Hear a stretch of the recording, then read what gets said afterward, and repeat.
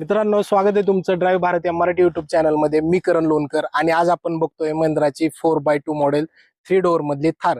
हे LXT model आहे, black colour मध्ये आहे. या गाडीमध्ये मित्रांनो दोन वेरियंट येतात. दोन वेरियंट मधलं हे LXT 4x2 आहे. याच्यामध्ये 4x4 पण येतं. हे डिझेल वेरियंट आहे.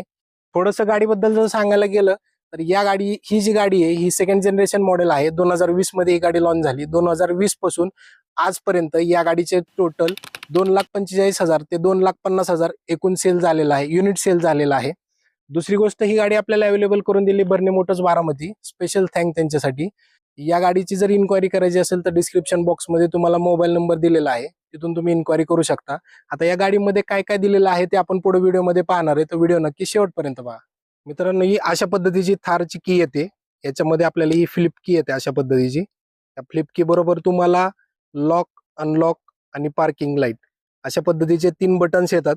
त्याच्यामध्ये तुम्ही हे जर लॉकचं बटन पुश करून ठेवलं तर तुमची ड्रायव्हर साईडची जी विंडो आहे ती ड्रायव्हर साईडची विंडो आपली ऑटोमॅटिकली ओपन होते.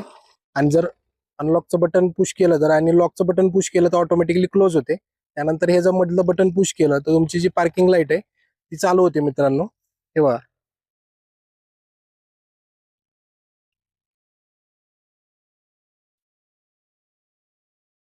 नॉर्मली हे 4x2 LXT मॉडेल आहे. LXT मॉडेलमध्ये फ्रंट व्ह्यू जर पाहिला तर फ्रंट व्ह्यू टोटली सेम आहे. याच्यामध्ये कसलाच चेंजेस नाहीये. म्हणजे जे फेसलिफ्ट व्हेरियंट आलं होतं ते फेसलिफ्ट व्हेरियंटमध्ये ही टोटल गाडी सेम येते. त्याच्यामध्ये जर हेडलॅम्प पाहिल्या तर हेडलॅम्प तुम्हाला हॉलोजन मध्येच पाहायला मिळतील. त्याच्यामध्ये कुठल्याही पद्धतीचं प्रोजेक्टर नाहीये. त्याच्यानंतर टर्न इंडिकेटर जे आहेत ते टर्न इंडिकेटर सुद्धा तुम्हाला हॉलोजन मध्येच येतील. खाली फोगलॅम्प सुद्धा तुम्हाला हॉलोजन मध्येच पाहायला मिळतील. एलईडी कुठलेही प्रोजेक्टर नाहीये. फक्त तुमचा जो पुढचा बंपर आहे तो बंपर आपल्याला फक्त सिल्वर कलर मध्ये पाहायला मिळतो. त्याच्याबरोबर जे ग्रिल आहे ते ग्रिल आपल्याला ब्लॅकच पाहायला मिळेल. साईड प्रोफाईलला आलं तर तुम्हाला जे ग्रे कलर मध्ये अलॉय व्हील मिळतात. त्याच्यामध्ये टायर साईज जर पाहिली तर टायर साईज आपल्याला 18 टायर येतात. टेरेनचे टायर आहेत मित्रांनो. त्यानंतर फ्रंटला तुम्हाला डिस्क ब्रेक येतील. टर्न इंडिकेटर तुम्हाला मिरर वरती न येता फेंडर वरती टर्न इंडिकेटर पाहायला मिळतील. इथे थारचं बॅजिंग आहे. जे मिरर आहेत ते मिरर आपल्याला बॉडी कलर येण्याच्या ऐवजी ब्लॅक कलर मध्ये मिरर येतील आणि त्याच्यावरती टर्न इंडिकेटर नाहीये. खाली जर बघितलं तर फुटरेस्ट येतील आपल्याला, म्हणजे स्टेप्स म्हणतो आपण त्याला. स्टेप्स वरती तुम्ही इन अँड एक्झिट करण्यासाठी ते इझी पडतं. डोअर जर हँडल पाहिले तर ते पण आपल्याला ब्लॅक कलर मध्ये मिळतील. आणि सगळ्यात महत्वाचं आहे, जर समजा तुम्ही जर तुमच्या गाडीची की जी आहे ती जर की प्रेस करून ठेवली तर तुमची विंडो ऑटोमॅटिकली खाली येते. आणि तेच प्रेस लॉक करून ठेवली ऑटोमॅटिकली विंडो वरती जाते. हे असं युनिक फीचर तुम्हाला पाहायला मिळतं. त्यानंतर रिअर साईडला जर बघितलं तर रिअर साईडला तुम्हाला विंडो ओपन आहे. त्याच्यामध्ये रिअरला डोअर नाहीये. ही 3 डोअर थार येते. 3 डोअर मध्ये तुम्हाला रिअर व्हीलला सुद्धा तुम्हाला ड्रम ब्रेक दिलेला आहे मित्रांनो. RWD ही गाडी 2 व्हील ड्राईव्ह असल्यामुळे RWD म्हणजे रिअर व्हील ड्राईव्ह येते ही गाडी. बॅक साईडने प्रोफाईल अशा पद्धतीचं दिलेलं आहे कंपनीने.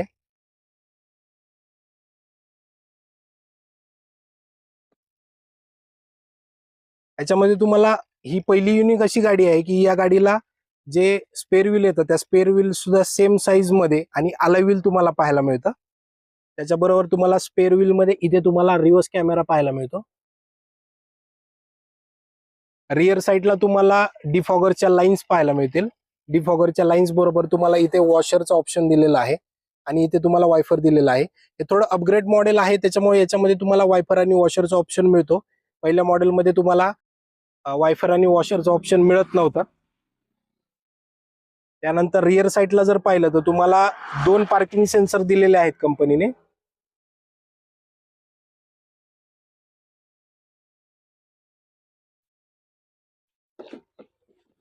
रिअर जर पाहिलं आपण बूट ओपन केली अशा पद्धतीचा थोडासा स्पेस आपल्याला याच्यामध्ये पाहायला मिळतो. बूट ओपन केल्यानंतर तुम्हाला 2 स्टेप मध्ये बूट ओपन होतं. पहिल्यांदा खालची बाजू ओपन केली जाते. त्यानंतर वरची जी ग्लास आहे ती ग्लास आपल्याला अशी ऑटोमॅटिक करावी लागते, ऑटोमॅटिकली वरती करावी लागते. अशी ओपन झाल्यानंतर अशा पद्धतीचा आपल्याला स्पेस पाहायला मिळतो. रिअर सीट आपल्याला फोल्डेबल आहेत. फोल्डेबल रिअर सीट असल्यामुळे पहिल्यांदा आपल्याला जे काही हेडरेस्ट असतील ते हेडरेस्ट तुम्हाला डाऊन करायचे आहेत आणि इथे तुम्हाला हुक दिलेला आहे. हे हुक तुम्ही प्रेस करून तुमची रिअर सीट जे आहे ते अशा पद्धतीने फोल्ड करू शकता.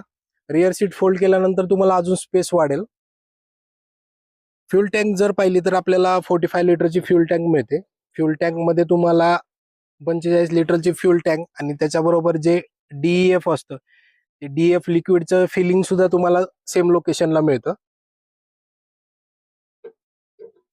त्यानंतर रिअरला जर पाहिलं तर रिअरला सुद्धा अलॉय व्हील दिलेले आहेत.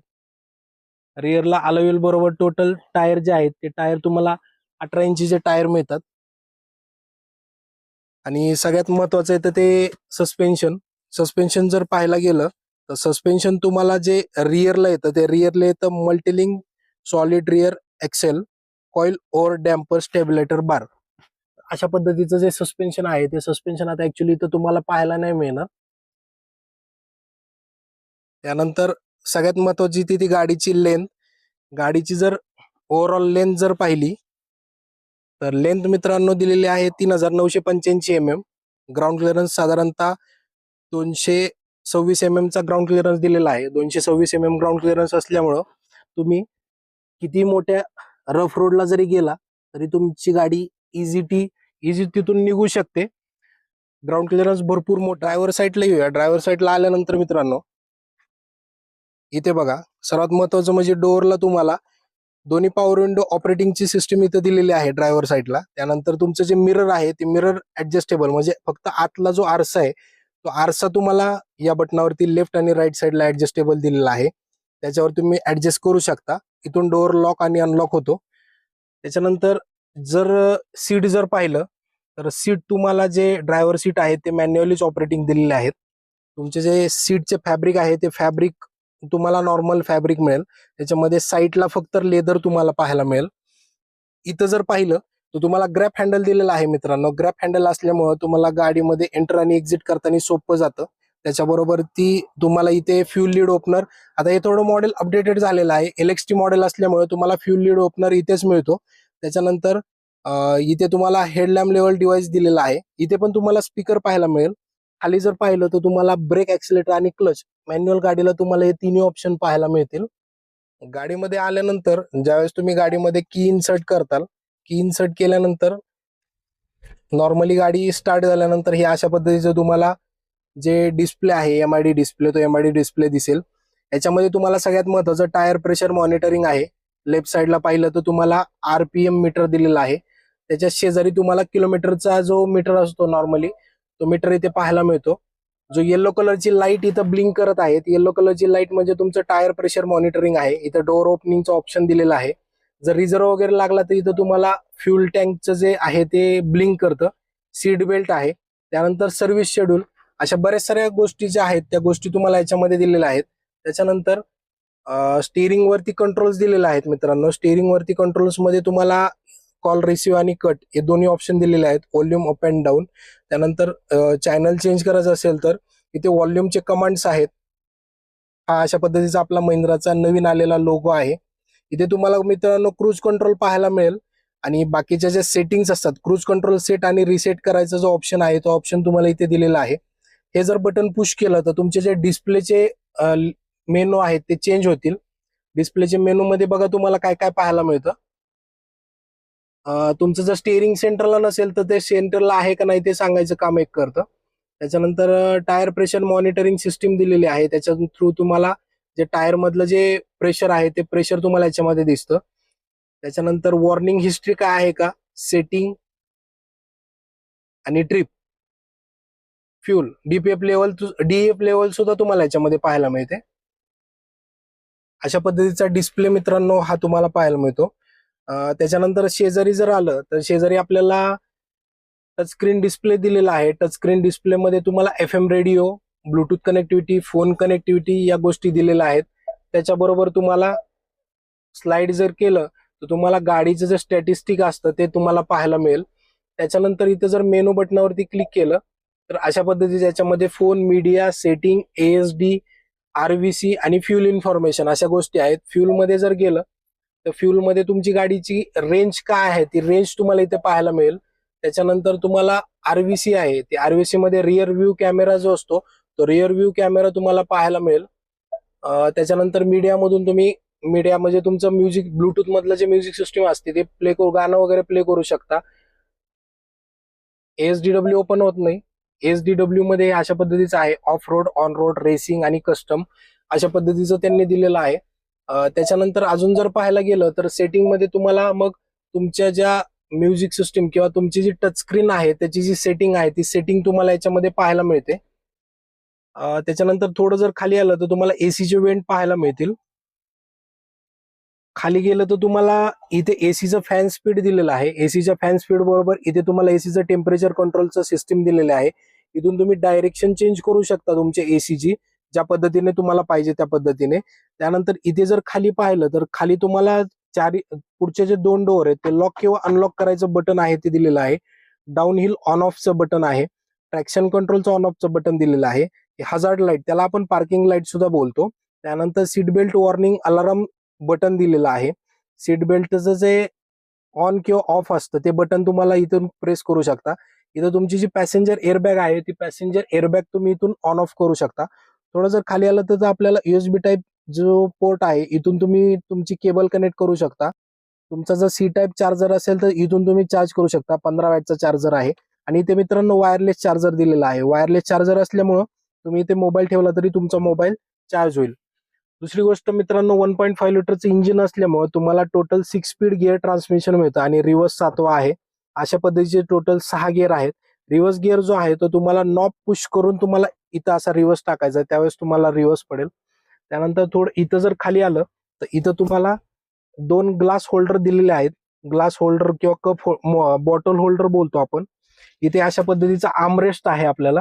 आर्मरेस्ट असल्यामुळे इथे तुम्हाला ड्रायव्हिंग कम्फर्ट जो आहे तो अजून चांगला मिळतो. आणि हे ओपन केल्यानंतर इथे तुम्हाला थोडासा स्पेस दिलेला आहे. स्पेस असल्यामुळे तुम्हाला अजून जे काही तुमचं मटेरियल वगैरे तुम्ही इथे ठेवू शकता. त्याच्यानंतर सगळ्यात महत्वाचा आहे तो ORVM. ORVM जो आहे तो ऑटो डिमिंग दिलेला आहे. मॅन्युअल डिमिंग आहे. मॅन्युअल डिमिंग असल्यामुळे तुम्ही तुमच्या हाताने मॅन्युअली ऍडजस्ट करू शकता. या गाडीमध्ये सनरूफ नाहीये. त्यानंतर जो ग्लो बॉक्स आहे तो ग्लो बॉक्स आपल्याला छोटासा ग्लो बॉक्स इथे कंपनीने दिलेला आहे. त्यानंतर महिंद्रा थारचं बॅजिंग इथे पाहायला मिळतं आपल्याला. त्याच्याच वरती जर पाहिलं तर ग्रॅप हँडल आपल्याला पाहायला मिळेल. ग्रॅप हँडल ज्यावेळेस तुम्ही एखादा कस्टमर एंटर किंवा एक्झिट करतोय तर इथून इझिली एंटर किंवा एक्झिट करू शकतो. को ड्रायव्हर सीटचं जर पाहिलं तर इथे सुद्धा तुम्हाला अशा पद्धतीचा थोडासा स्पेस पाहायला मिळतो. बॉटल होल्डर वगैरे दिलेला आहे.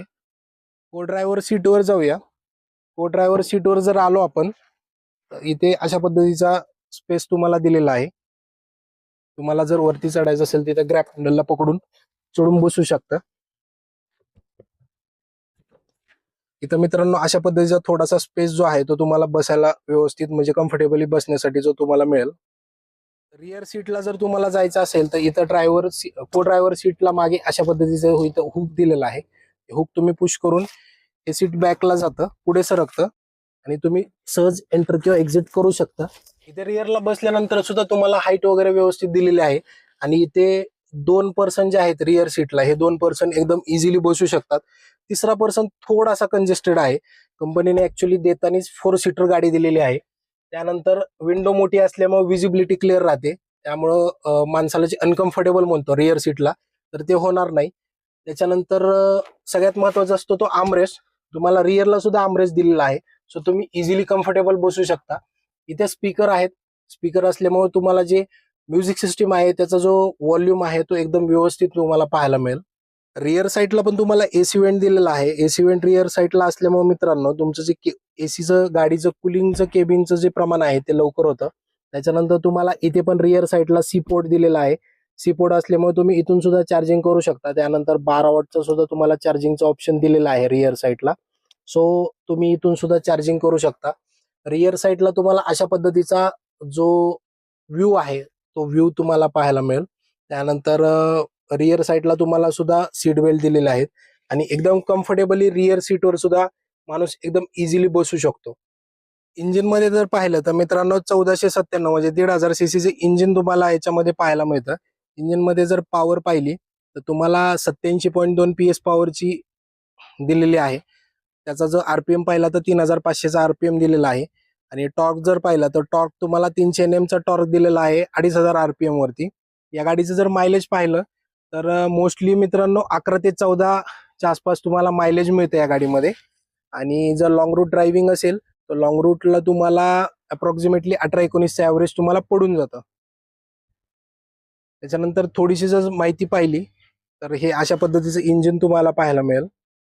तर मित्रांनो हा अशा पद्धतीचा थार LXT मॉडेलचा ब्लॅक कलरचा व्हिडिओ होता. गाडी डिझेलमध्ये होती. व्हिडिओ कसा वाटला नक्की कमेंटमध्ये सांगा. तुमच्या आवडीची गाडी कोणती आहे तीही नक्की कमेंटमध्ये सांगायला विसरू नका. व्हिडिओ आवडली असेल तर लाईक करायला विसरू नका. चॅनलवर पहिल्यांदा आला असाल तर चॅनल सबस्क्राईब करून ठेवा. पुन्हा भेटूया नवीन अशा कार सोबत. तोपर्यंत जय हिंद, जय महाराष्ट्र.